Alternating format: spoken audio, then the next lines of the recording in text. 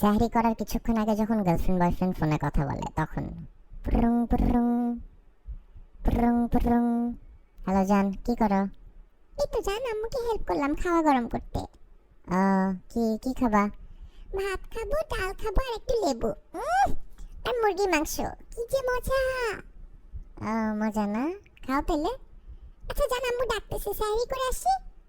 যাও, love you. Sehri করার কিছুক্ষণ পর যখন আবার ফোনে কথা বলে তখন পুরুং পুরুং পুরুং পুরুং।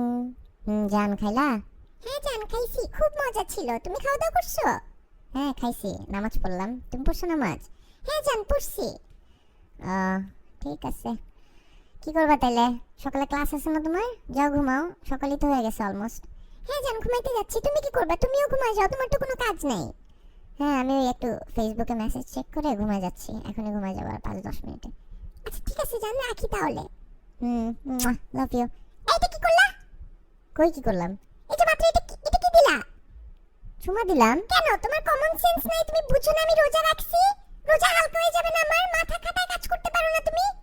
আরে আজব, একটা চুমাই তো দিলাম। সারাদিনই তো দাও, মন ভরে না? সারাদিন দিয়ে তোমার মন ভরে না কেন? তোমার এত চুমা দিতে হবে কেন ফোনের মধ্যে? ফালতু যত সব। আমার রোজাটাই হালকা করে দিলা, ধুর।